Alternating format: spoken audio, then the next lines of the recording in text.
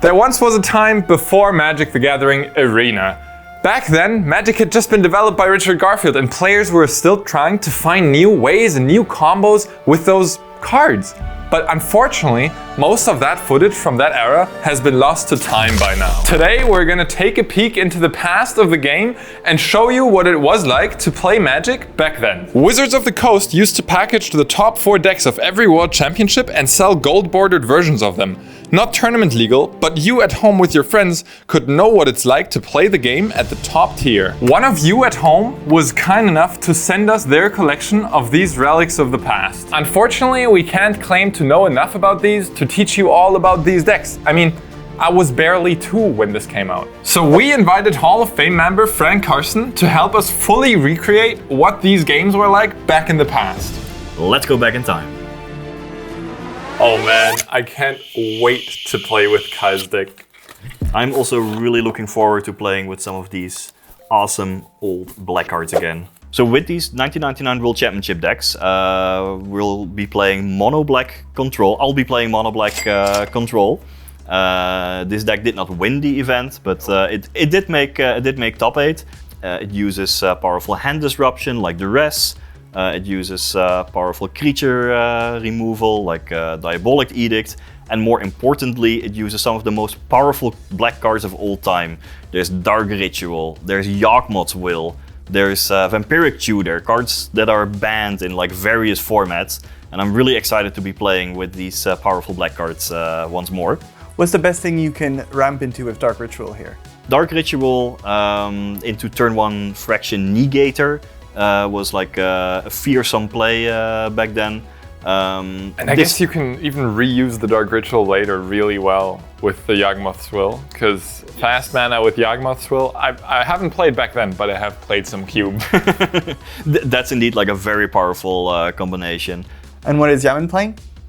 Yaman will be playing that actually won the World Championships. Oh yeah, you got this. He's playing red artifact Wildfire, which uses like a whole lot of artifact mana to then quickly ramp into powerful cards like Covetous Dragon or Masticore, and it would often finish off opponents with Wildfire. So Masticore, a classic, people realize it's a very, very powerful card. But Wildfire makes you sacrifice all your lands and potentially kills your Masticore if you're not careful. Why is this the big payoff? You had so much artifact mana that you could play Wildfire to basically reset the board, but you still control a whole bunch of artifacts that provide some kind of advantage or like provide mana, and that will leave you in a commanding position. You clearly should play more Cube, because there you can do that too. But for now, we'll do it on the battlefield. Harold? Let's do it. 5? That's below average. I can beat this. Oh, yeah. You can beat it with 1 die. True. Would you like to go first? I will. All right. Good luck. And have fun. It feels so weird playing without sleeves. Like, it just feels wrong, especially with all these like expensive cards. Yes, they're gold bordered, but still. Yeah, like sleeves did exist back then, but especially during the top 8. We were often asked to de-sleeve our decks because otherwise there would be too much glare on the cameras. Really? Oh, so you had to damage your own cards, but that's oof. No, it was worth it. And also back in the days, like even at the kitchen table, we didn't always like use sleeves. It was thought way more of playing cards rather than collectible pieces. At least when I started to play. Did you have playmats? No. No. So it's all. It just wasn't a thing back then. I can respect it. Wow, my opening hand looks awesome. I have a good mix between lands and spells, and I can start with a 5/5 on turn 1, which will put Yamin on a 4-turn clock. Now, Fraction Negator has a downside, and it's a little bit dangerous against the red deck, but Yamin doesn't play all that many burn effects, and well, the Negator is not gonna give him a lot of time. This opening hand is the nuts. I don't think it gets a lot better than this. I don't know, maybe another Voltaiki or something, but as it stands, this produces so much mana. Keep? Yes, me too. This looks awesome. All right. Dark Ritual. Yeah, okay. Fraction Negator. What does that? Oh, that's like the opposite of Obliterator. What does that do? Yes. If it gets dealt damage, then I have to sacrifice that many permanents. But I mean, it's also a 3-mana 5/5 trample. It puts you on a 4-turn clock. Excuse me? And I mean, I know you are a red deck and you may have some damage, but this is not going to give you a lot of time. It really doesn't. Go. I'll try to optimize for that time as best as I can. I'll play a City of Traitors. Now that's a 2-mana land. It produces 2 colorless. But also, if I ever play a different land, I have to sacrifice it. So maybe not a lot of mana for now, for a long time, but a lot of mana for now because I'll cast a Grim Monolith, one of the most broken ramp artifacts of all time. I mean, that's pretty good. Right after the Moxes and Soul Ring and stuff. 2 mana, it adds 3 colorless, and it doesn't untap during my untap step, but I can untap it by paying 4 mana. Yep, so kind of sounds good. A net negative in the long run, but right now it's even 1 added mana. I'll tap it right away, casting a Voltaic Key. Now, this Grim Monolith doesn't untap on its own, but if I tap Voltaic Key and pay 1 mana, I can untap an artifact. So you might remember there's still 2 mana floating from the Grim Monolith. I'll use 1 of that. Yeah, this was a really powerful combo back in the days. I can imagine. I mean, I didn't play back then, but it feels so stupid. Yes. Like, what am I even doing? All right. I'll untap this. No! We're not done yet. What is this opening hand? I've untapped it. I'll tap it again. And because now I've used 2 of the 3 mana of the initial mana already on the Voltaic Key, but I can use the 3rd one together with the 3 here to cast the Thran Dynamo. Thran Dynamo, the very fair version of Grim Monolith. It just adds 3 mana for 4 mana. Like, it's a 4 mana artifact. What the hell? And then I'll tap this. No, I actually won't use the Dynamo. Okay. This opening is just ridiculous. You could say so. It's like you used 2, 3, 8 mana on turn 1. Wow. I mean, I thought I was doing well with my Dark Ritual, I mean, but this is you're just, the one with the 5/5 on the battle. True. Go ahead. And this really takes me back to what Magic was back in those times. All right, attack you.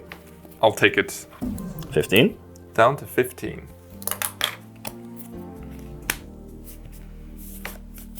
And 4 cards in hand? 4 cards in hand. Alright, discard 1.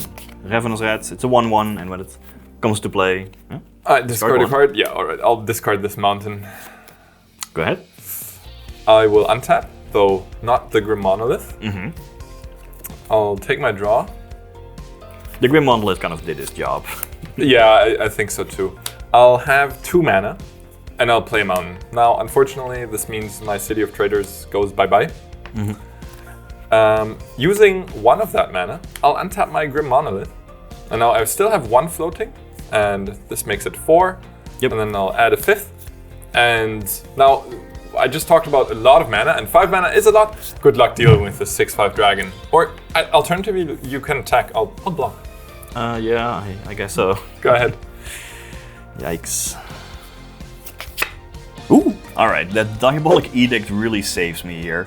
I thought that the Covetous Dragon would stop my Assault dead in his tracks, but now I can keep attacking and hopefully close out the game before Yamin's insane early mana start will take it down.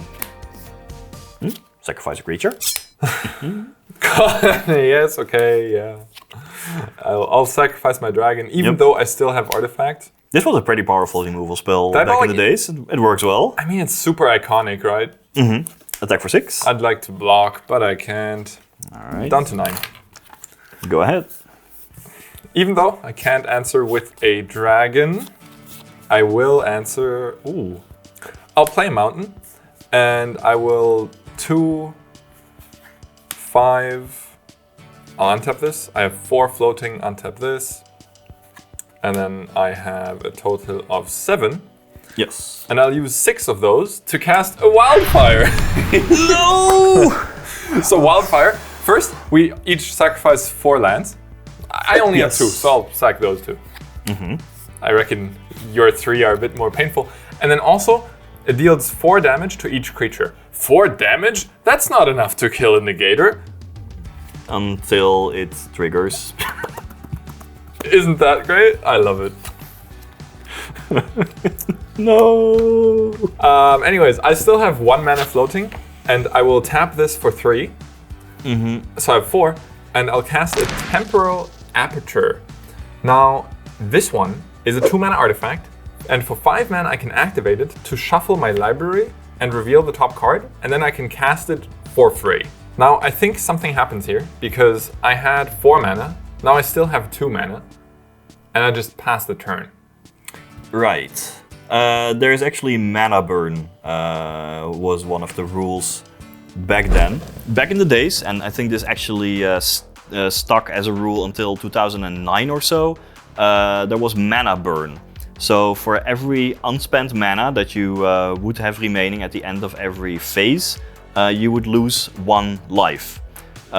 So yeah, if you have some mana left over after tapping all of those artifacts, yeah, you're gonna lose a couple of life points. You're gonna be punished for your hubris here, because I think you have 2 mana floating. Yeah, I will. It feels like such a weird rule, because you want a game to be simple to understand, right? And like, it's not, mana burn doesn't have the biggest impact. You can usually find a way to spend mana, but then you have to remember the rule. Good thing they got rid of it at some point. Well, actually, you had an opportunity to spend the mana by tapping and untapping Voltaic Key, by tapping and untapping itself twice. Yeah, that was like a fun trick that people did back in the days to avoid mana burn. But so you tap it as a cost, and you target it at the same time. Yeah, and and then as you that's spent a the really mana. clever way to empty your pool. Yep. Yeah, and mana burn sometimes even led to weird strategies. For example, this is a card that was not legal in this event, but like Mirror Universe, you would like just mana burn yourself to a low life total and then exchange life totals. Because you wouldn't die when you go immediately at 0 at the time, right? And there was also a card called Pulse of the Forge that was released several years later that could be brought back to hand depending on the life totals of the players. So mana burning sometimes became like a strategic decision in those types of matchups. We don't have it anymore, but yeah. Death Shadow would be pretty good right now. Oh, yes. Yeah, so I guess I do go down to 7. Well, at least there's that. Yeah, go ahead. Go. Oh, not even a land. Let's go. I'll draw. I will tap 3. I'll untap it, adding 5, and I'll spin the wheel. Yep. I'll shuffle my library and reveal the top card. Okay, I'll play that. I like it. Go ahead. 3 is good. Go. Let's try again. I'll untap, I'll draw. I won't take any damage, so I'll just do this. 5 and spin the wheel again.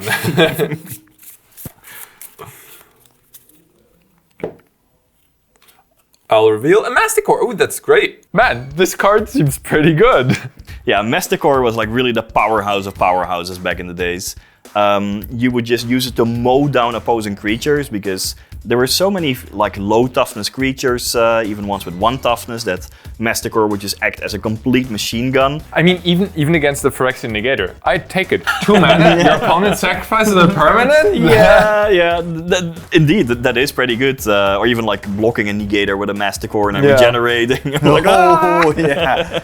Yeah, it was so strong that if you look at the original Deep Analysis, they have a Masticore like being analyzed on a table, and the joke was at the time is that the flavor text said this specimen seems to be broken, which refers to, of course, in Magic, if a card is broken, it's because it's so powerful that it breaks the norms of the game. Yeah. So it's a bit of a cheeky wink at how powerful the card was. Yeah, and due to its colorless nature, it was just found in so many different decks. It was a really iconic creature at the time.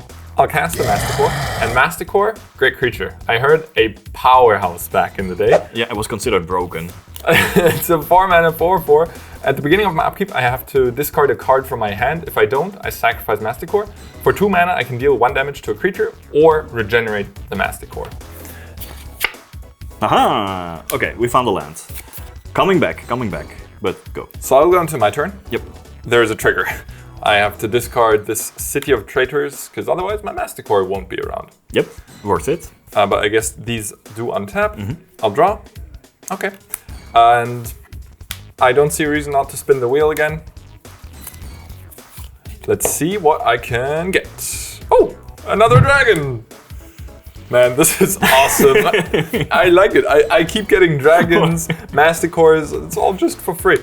This Masticore will attack you. Yep, down to 16. Well, I'm glad that you are enjoying it. I won't play my final card in hand because I need that for the Masticore, potentially. So go ahead. Yeah, I'm not sure I can really get out of this. I'll give it my best try though. Wasteland and go. All right. I'll untap and then I'll throw away my Cursed Scroll to the Masticore. Yep. Before you draw a card, just to give you less information, Diabolic Edict. Okay. I guess I'll sacrifice the Masticore. I'd like my cards in hand. Yep. And then I'll draw a card. Honestly, yeah, same deal as last turn and all the turns before. I'll activate the Aperture and hit another Voltaiki. All right, I like that. That's good. More mana is never bad. And in fact, you can also eventually start untapping the Aperture and activate it multiple times per turn. Gaining additional activations. I don't think the game will come to that though. Probably not. For now, I'll untap this Thran Dynamo once more, tap it again, and deploy a Worn Power Stone. Worn Power Stone, 3 mana artifact. It produces 2 mana, but it does come into play tapped. So it's like a really slow Soul Ring. And then I'll head into combat to attack you with the dragon. Down to 10. And that's my turn. Alright, well, another Wasteland. You can destroy so many non-basics. I can. Go. I'll untap almost all of my permanents. And I don't have to discard a card to Masticore anymore. Instead, I'll draw another one. So I'll float 3. Actually, you know what? I'll just so 5. Yeah. Activate the portal. Aperture, not portal. Anyways, it feels like a portal. It feels like I'm just summoning things for free here. Another dragon. Ooh, I like to see that. And then I'll take 2 to untap Dynamo and the Grim Monolith. Sure, down to 5. And then I'll tap both, so I have 6 mana. I'll spend 1 to go down to 5 mana to untap the Aperture again, and then tap it again. I'll shuffle my library. And then let's see what else I guess I was wrong. You are activating it twice per turn in this game. Ding! Oh, that's another Thran Dynamo. And then only one of these dragons doesn't have Summoning Sickness. So down to 4. Go ahead. All right. I don't like that. No, don't. I mean, look at your board. I mean, I'm 1 lava axe away from dying, right? True. But I'm playing black, not red, so you don't have to worry about that. Okay, let's see. So I'll start with Dark Ritual. 3 black mana. Yeah, I reckon a good play starts with the Dark Ritual. Okay, let me just spread out the graveyard. Oh no. Okay. I'll add 2 colorless. Cast Yawgmoth's Will. So you still have 2 black mana, right? Yes. Okay. So what does Yawgmoth's Will do? Okay, so Yawgmoth's Will is one of the best cards of all time. It's banned in Legacy, and what it does is, until end of turn, you may play cards in your graveyard as though they were in your hand. Cards put into your graveyard this turn are removed from the game instead, so exiled. Yeah. You can't keep casting Dark Ritual in response to each other or something. That would be unfair. Yes, it doesn't go infinite. I have 2 black mana in my pool. I will cast Dark Ritual. So now that's 4. Cast another Dark Ritual to 6. Play a Swamp. You can also just play lands. So now I have 7 mana. Yep. Diabolic Edict. I see where this is going. Yep, I'll sacrifice this one. And this card is so powerful. Diabolic Edict. Yep, I'll sack the other one. I still have 3 mana remaining. How about Fraction Negator? Maybe turn the table. Honestly, a couple turns ago, after the Wildfire resolved, I thought I had no chance whatsoever in this game anymore. But somehow, with Yakmod's will, I'm still in it. And Yamin might actually die to my Fraction Negator. This is really the power of Dark Ritual and Yakmod's will. Alright, go. Alright, I'll untap all of my things. And I feel like I have a decent shot at getting out of this. And I will draw. I mean, I don't get to do much besides spin the wheel, so... no whammies. Come on, Negator. And put that here. And... Wildfire? No, that's no Wildfire. Curse Scroll. So, I can deal 2 to this. You sack 2... You're on 4. Oh, I can untap this! Yep. It's an artifact! Yep. Alright, so I'll Damn it. tap 3. I'll curse roll, targeting you. I was thinking if I should cast this Fire Diamond. But then I was like, no, I'll just spin the wheel. I'll name Fire Diamond. I'll reveal this, deal 2 to you. The lethal Fire Diamond in hand. Yep. I'll untap Thran Dynamo. I'll untap Cursed Scroll. And then with my Ancient Tomb, I'll activate Cursed Scroll, dealing 2 more damage. This was so close. How? You sacrificed all your lands. I did. I was down to 0 permanence on after your, what was it, turn 4? No, it was 3. It was actually. It was incredible. But there's also the power of like Yakmod's will with Dark Ritual to at least give me like a fighting chance. I mean, anyone who's played Cube, once again Cube, with Lion's Eye Diamond, Yawgmoth's will. Oh, that's insane. But yeah, I mean, you were probably a favorite to come out of it this way because you had like multiple aperture activations. Yeah, many creatures. How did I get down to 4? Yeah, it was just a couple attacks. Yeah, just a couple attacks with the dragon. GG. This was fun. So in sideboarding, I'm going to be adding a couple more aggressive cards in the hope of closing out the game quickly before Yamin has a chance to use Wildfire or Temporal Aperture to take over the game. I'll add 2 more Fraction Negators. Hope it sticks around and actually doesn't come back to bite me. And a copy of Hatred, which, on an unblocked creature, when life totals are still high, it can actually present Surprise Lethal for 5 mana. To make room, I'll be cutting a Bottle Gnomes because, again, I think the late game inevitability lies with Yamin, which means that the life gain is not as important for me. I'll cut a Ticking Gnomes, which is a bit of an inefficient creature, and Yamin doesn't have any 1 toughness creatures to ping down. And finally, a Rapid Decay, because it's not meant for this matchup. Yamin doesn't use the graveyard. For sideboarding, I took advice from Kai Bude, the man, the player himself of the deck, who advises for the Phyrexian Processor in this matchup because it is very grindy, and taking out Mishra's Helix because from the black side, you're more afraid of the early explosive threat-dense starts like we saw in game 1, right? The Phyrexian Negator. To deal with that thing, I also want to bring in an Earthquake because that is another answer to the Negator. I'm not sure if that's the perfect approach, but I'll take out a Fire Diamond for it. Would you like to go first? I will be in a play this game. I assume so.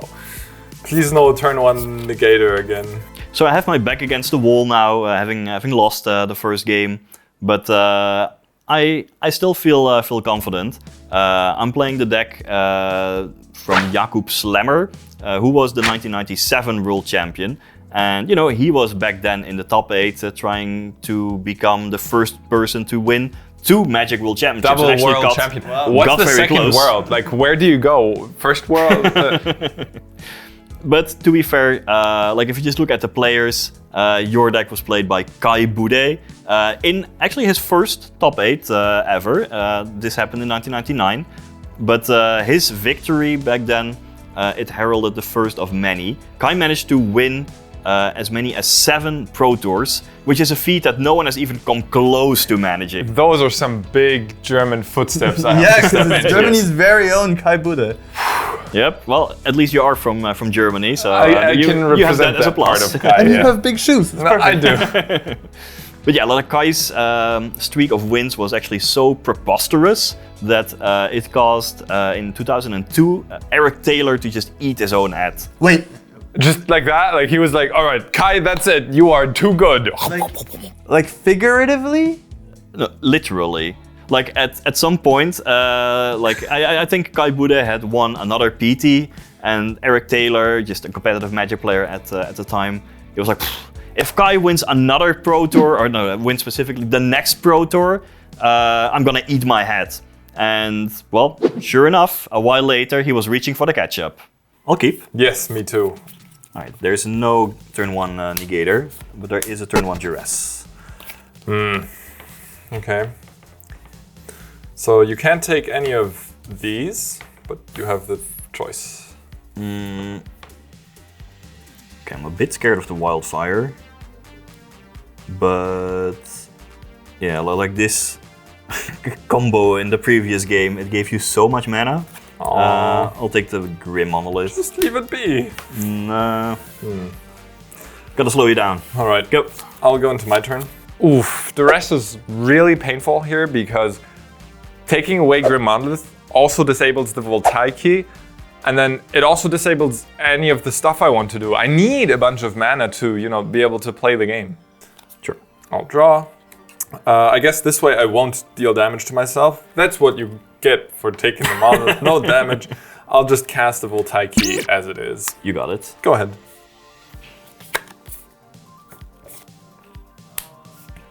Powder Keg. So this is an artifact where at the beginning of my upkeep I can put a counter on it, and then I can sacrifice it to tap and sacrifice it to destroy each artifact and creature with converted mana cost, mana value, equal to the number of counters on this. That's like an original Wretched Bomb. Yeah, but kind of. Only destroying artifacts and creatures. Yep. My turn? Yes. I'll untap. I'll draw. And I'm tame. I'll just play Mountain and pass the turn. Sounds good to me. Yeah, so unlike Wretched Bomb, like the counters enter at the beginning of my upkeep. All right. I'll cast Ticking Gnomes. So what is that? Yeah, this may not look like the most efficient creature, and honestly, it is not. It's a 3/3 for 3 mana. Okay. With Echo, which means that at the beginning of my next upkeep, I have to pay its casting cost again or sacrifice it.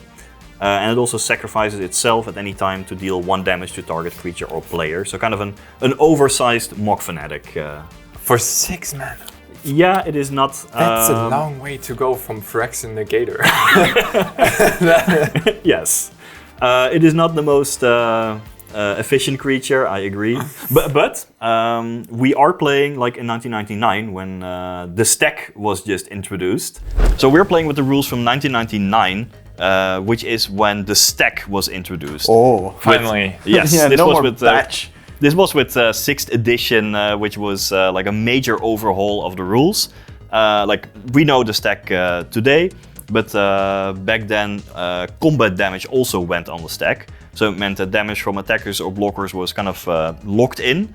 But then you are free to respond to that and sacrifice creatures for additional abilities or use them in some other way before the damage actually resolved. So this makes the Ticking Gnomes much... I mean, they're still a 6 mana 3/3, but it makes them better, right? Because... Yes, for sure. Same with Fraction Plague Lord. They can just take down bigger creatures in combat. Because once they attack and they get blocked, you can put the damage on the stack, and then you respond to the damage by sacrificing, and then you somehow get the best of both worlds. Yeah, Exactly. you accomplish the impossible. Yeah, you get combat damage and ability damage. Yeah, it was great. It's wild times. So makes it sense. was a bit better than it might seem. It was Still awkward, but yeah. Was a 4/3. Yes. All right, my turn. Yes. Great. I'll draw. I'll play an Ancient Tomb, and I'll pick the cards you know back up. Yep. Sure. And I'll take 2 damage and cast a Phyrexian Process. Now that one is a special one. It's an artifact, and I pay any amount of life when it enters the battlefield. I'll choose 5. So I go down to 13. And for 4 mana, I put a minion token into play that's as large as I paid life, right? So right now these minion tokens would be 5/5s, though right now I can't even activate it because I don't have any mana. Go ahead. All right, so an early fraction processor, it's not gonna be the end of the world because it also cost Yamin a bunch of life, and well, maybe now I can transition into an aggro role, trying to win the game, put him down to 0 life quickly. But he will probably be able to create some powerful tokens. My plan at this point is to use the powder keg to go up to 4 counters, which can then eventually take down the fraction processor.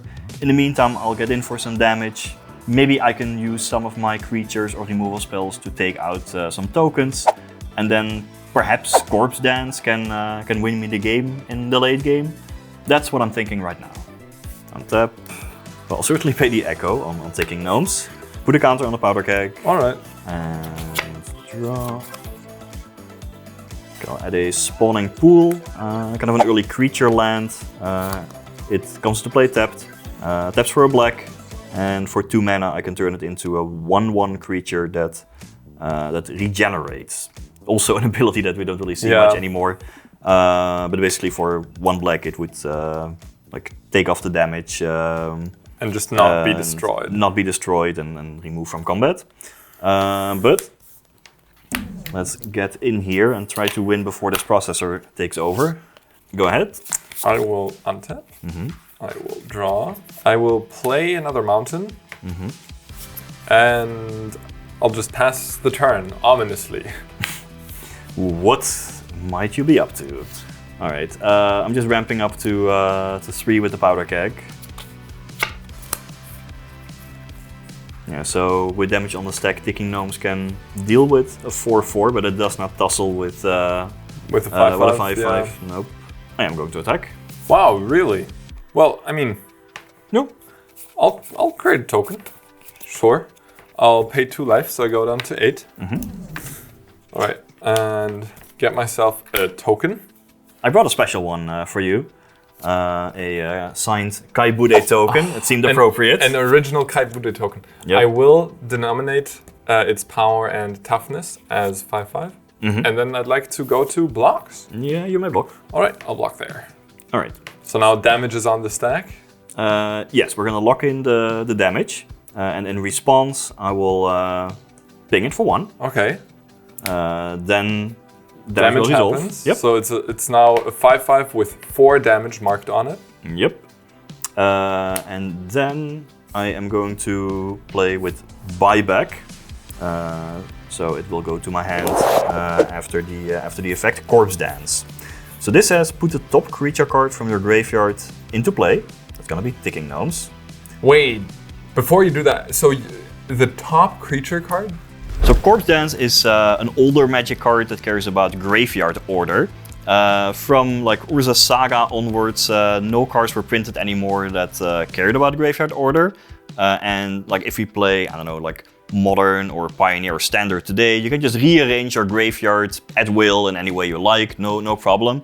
But back then, when cards like Corpse Dance were still legal, you couldn't do that because the order of your graveyard actually mattered for certain cards. So annoying. That is very, very annoying. It's open information. I want to look through it and don't care. Yeah, you can look through it, but you have to make sure you don't change the order. But that also has some gameplay implications, right? When it comes to removal or messing with graveyards. Sequencing became more and more important in that regard. And there were not that many cards that really messed with graveyards, but some kind of exile type effects could also become more relevant in breaking up these graveyard order cards. So Corpse Dance returns the top card of your... Yeah.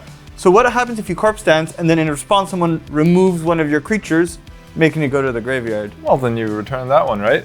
As the card is printed, as I understand it, that is indeed how it would work. That's so neat. Yep. But right now you only have 1, so I guess yes, both the top and the bottom creature in your graveyard. It certainly is. And this says remove the creature from the game at end of turn. But, well, I'm just going to sacrifice it before that would even become a thing and deal with this fraction processor token. Kai, you've done well. All right. I still don't like this this exchange. Yeah. I mean, Go. we'll see how it goes. I'll untap all of my permanents. I'll draw. I'll play yet another mountain. I will just, leave it as it is. I like my processor. Go ahead. I just noticed all of these mountains have different art. Yeah, I noticed that too. It's so interesting that they actually, for the deck, they gave out all these different arts, and they're all signed by Kai Bude. Yeah. I mean, it is great to get like a feel for like the various arts from that era. You would just see many competitive players nowadays try to put like all basic lands with the same picture into their decks. And yeah, we'll cast Fraction Blade Lord. Okay, so that one can sacrifice itself to give target creature -4/-4, and can sacrifice any creature to give target creature -1/-1 until end of turn. Correct. Alright. It's a 4/4 by itself. Okay. So that's there. Add another spawning pool, and go ahead. I mean, I'll just activate this processor again at end of turn. Let's stop this this madness. Powder keg, sacrifice it. So destroy the 4 cost cards. All right. So this, but I still get that 1/5/5 token. All right. I'll untap. I'll draw, and I will head to combat. Attack you with a 5/5. Sure. I'm going to block. Yep. Damage on the stack. Damage on the stack. Sacrifice the Plague Lord to take it down. Sacrifice itself. Yep. So it only grants -1/-1. Correct, but it's enough. Yep. And then I will take 2 off the Ancient Tomb, going down to 6. That processor really cost me. And then 2 more to cast a Thran Dynamo. And with that, I'll tap it, untap it. That's 5 mana. And then I go down to 4 mana. Yes. And with that mana, I will cast a Wildfire you already knew about. Yep. I'll sacrifice these 4. I'll sacrifice these lands. And then all of the creatures, they all take 4 damage. And then that's your turn. Yeah, that sets me back. Yeah, the Thran Dynamo was handy. Yes. Yeah, that was a really good draw. Right. Ravenous Rats. So I have to discard a card. I'll discard a Karn. And then I guess it's my turn. This was, of course, before Planeswalkers were even a thing. Yeah. Yep. Man, but it's still kind of similar to New Karn, where it also turns non-creature artifacts into artifact creatures. Right? These days, with the New Karn also doing that, feels similar. Yeah. Feels good. So I'll tap a mountain. I'll tap this. So I have 4 mana. I'll untap this. I have 3 mana. I have 6 mana in total. Yes. And I'll cast a Covetous Dragon.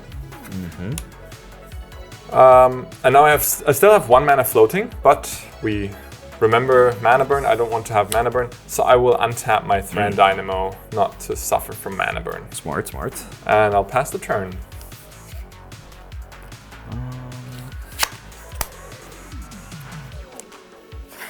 Thank you with that. Yep, I will block.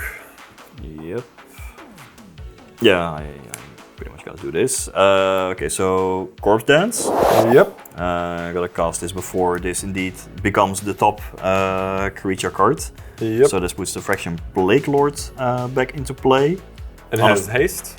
You mean unaffected by summoning sickness? Sorry. Okay, so now this is in play. Yep, it is. Let damage resolve. Yep. So this takes 1.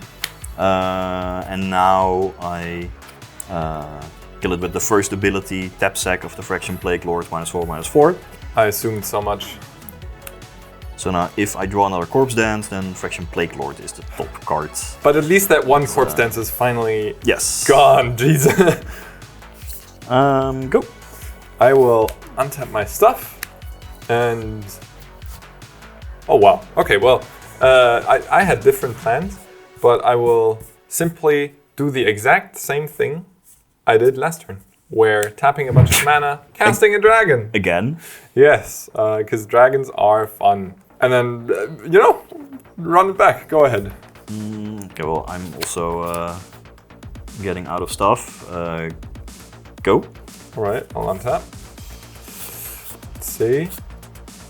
I'll go to combat. I'll attack for 6. 14. And then I'll cast a Masticore for 4 mana. I still have 1 floating here. I'll once again use it to untap the Dynamo. Sure. And go ahead, I won't cast my last card because I need something to discard.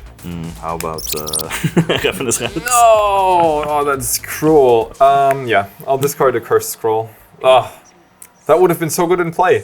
Yep. At end of turn, I'll deal 1 damage to the Ravenous Rats using my Masticore. Untap everything. Sorry. Bye-bye, Masticore. I'll draw. Okay. And attack for 6. Yep, down to I'm at 8. Go ahead.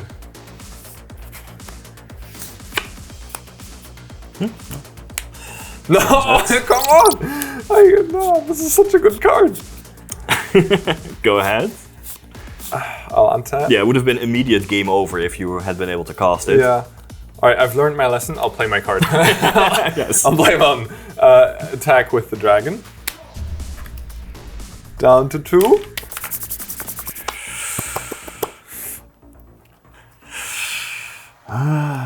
Come on. I mean, an edict does it. Yeah, that's what I am hoping for. Alright, we'll at least go out in style. I'll attack you. Down to 5. A Vampiric Tutor. Oh, that's such a good card. Jeez, that's one of the best tutors. Yes, well, not when you're at 2 life. Yeah, definitely. So I'm just gonna leave the honor to myself here. But I do get to like search my library for the card before dying. Yeah, shuffle and put it on top. But good games. You really got me. I mean, this artifact deck showed to be so powerful with all the artifact mana and like Wildfire wrecking my entire mana development. Grim Monolith plus Wildfire is just like unfair. Yeah, unfair. These cards are just go really well together. But talking about fast mana, like come on, we can't forget that Dark Ritual just produces 4 mana in a turn if you pair it with Yawgmoth's Will. True. But I guess the offender isn't Dark Ritual, it's Yawgmoth's Will. Like that card is just busted. Like many control deck needs some kind of late game card advantage engine, and for this deck that was Yawgmoth's Will, which was so powerful. I think there were also like later versions of the deck in the months or years after that also paired it with like 4 copies of Vampiric Tutor that would then like find the key cards and like a toolbox of silver bullets. It became a pretty popular deck back then, but I guess there was no other fast mana that you could utilize. Like these days, you would love to play Cabal Ritual, right? But no, it was mainly Dark Ritual for these black decks. But oh boy, was that powerful! I mean, that turn in game 1 was disgusting. Yes, yes. Turn 1 Negator was a very dreaded start by many players, but recurring it on turn 7 alongside 2 edicts. Oh man, that was wild. Anyways, that does it for this video. If you'd like to see more content like this, then please do let us know in the comments below, because that is our main way to see whether this kind of content is popular and you like it. If you like the video, if you subscribe to the channel, and if you let us know specific feedback in the comments below. Be that good feedback, negative feedback, anything unrelated, small notes, please let us know. And in the meantime, both of us will see you in the next video.